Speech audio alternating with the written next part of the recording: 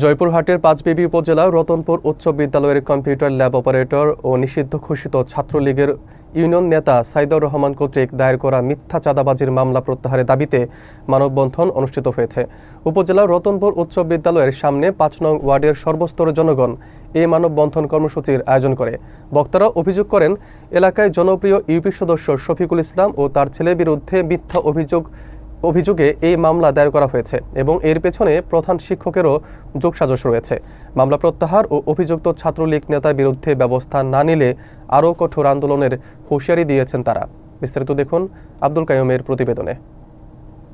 জয়পুরহাটের পাঁচবিবি উপজেলার রতনপুর উচ্চ বিদ্যালয়ের কম্পিউটার ল্যাব অপারেটর এবং নিষিদ্ধ ঘোষিত ছাত্রলীগের ইউনিয়ন নেতা সাইদুর রহমান কর্তৃক দায়ের করা মিথ্যা চাঁদাবাজির মামলা প্রত্যাহারের দাবিতে মানববন্ধন অনুষ্ঠিত হয়েছে।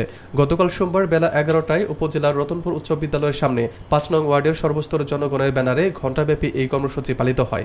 প্রায় ৩০০ সাধারণ মানুষের উপস্থিতিতে মানববন্ধনে বক্তব্য রাখেন রতনপুর উচ্চ বিদ্যালয় পরিচালনা কমিটির সভাপতি অবসরপ্রাপ্ত শিক্ষক নুরুজ্জামান সরকার, ইউপি সদস্য শফিকুল ইসলাম, সমাজসেবক মতিন সরকার এবং স্থানীয় যুবক আবু নাসের। বক্তারা বলেন, ইউপি সদস্য শফিকুল ইসলাম দীর্ঘ ১০ বছর ধরে সুনামের সাথে দায়িত্ব পালন করছেন, কিন্তু ছাত্রলীগ নেতা সাইদুর রহমান মিথ্যা চাঁদাবাজির অভিযোগ তুলে তার বিরুদ্ধে মামলা দায়ের করেছেন।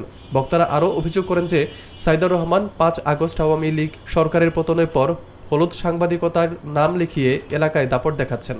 তার অবিলম্বে ইউপি সদস্য ও তার ছেলের বিরুদ্ধে করা মিথ্যা মামলা প্রত্যাহার এবং ছাত্রলীগ নেতা সাইদুর রহমানের বিরুদ্ধে ব্যবস্থা গ্রহণের দাবি জানান। অন্যথায় কঠোর আন্দোলনের হুঁশিয়ারিও দেন তারা। উল্লেখ্য, গত ১৫ই সেপ্টেম্বর বিদ্যালয়ে মিথ্যা চাঁদাবাজির বিষয়কে কেন্দ্র করে একটি ঘটনা সৃষ্টি হলে প্রধান শিক্ষকের নিকট লিখিত অভিযোগ দেওয়া হলেও কোনো সুরাহা না করে উল্টা উক্ত ইউপি সদস্যের নামে কম্পিউটার ল্যাব অপারেটরকে দিয়ে মিথ্যা মামলা করানোর জন্য বক্তারা প্রধান শিক্ষকের বিরুদ্ধেও ক্ষোভ প্রকাশ করেন। বিভিন্ন জায়গায় বিয়ে অনুষ্ঠানে বিভিন্ন জায়গায় অনেক টাকা দান করেন, কিন্তু এই সাইদার আওয়ামী লীগের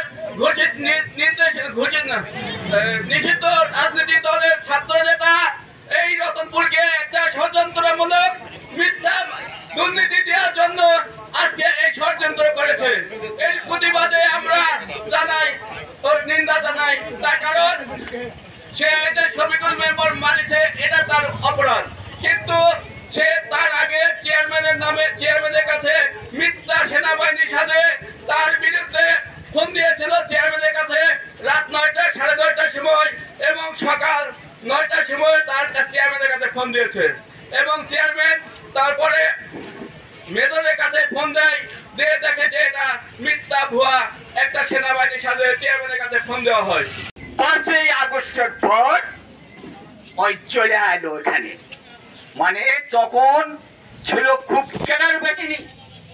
এখন ৫ই আগস্টের পর দেখা গেল একেবারে ভেজা বিড়াল, চাকরিটা যে করেই হোক কোন দলের জন্যই হোক হয়ে গেছে, কিন্তু তার এখন যে চলন ফিরুন আমরা দেখি যে অন্য অন্য সরকারি শিক্ষক চেয়েও খুব দামি লোক। আমি আশা রাখি এই যে মিথ্যা কথা ২ লক্ষ টাকা আর প্রমাণ না দেওয়া পর্যন্ত আর রেহাই হবে না।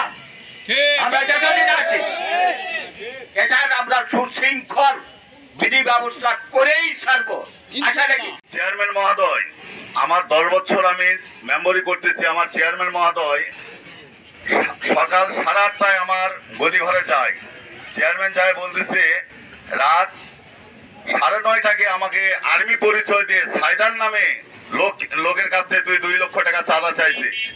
আমি বলছি ভাই এরকম প্রমাণ দেন। চেয়ারম্যান বলতেছে ৯:৩০ বলেছে, আবার সকাল ৮:৩০ চেয়ারম্যান হলে বলেছে আর্মি পরিচয় দিয়ে। চেয়ারম্যান যাই আমাকে বলতেছে এই তুই চাঁদা চাইছিস ২ লক্ষ টাকা, আমি প্রমাণ দেন ভাই। সঙ্গে সঙ্গে আমি স্কুলে চলে আসি, চেয়ারম্যান মহোদয় সহ স্কুলে আসি। চেয়ারম্যান প্রমাণ করতে পারে না, উনি বলতেছে প্রমাণ দিতে হবে কার দামে তোর চাঁদা চাইছে, তোর সঙ্গে কোনো স্কুলে চাকরি করিস আমি কোনোদিন আসিনি, কোনোদিন দেখা করিনি। কথা না আসিস নি, দেখাও হয়নি, তাহলে তুই আমার নামে কেন চাঁদা চাইলে কথা বললি? এটা চেয়ারম্যান মহোদয়কে বলেছে। এটার আমার সুষ্ঠু বিচার করে দেন। চেয়ারম্যান মহোদয় যখন বলল তুমি একটা মাধ্যমিক অফিসার পিউনো বরাবর আর একটা স্কুলের সভাপতি বরাবর একটা বিচার দাবি করো, আমি যখন বাইরে হয়ে আসে চেয়ারম্যান মহোদয়ের কথা শুনে আমি এখানে আসে বিচার দাবি করার জন্য ৩টা লিখিতভাবে ৩টা অভিযোগ লিখে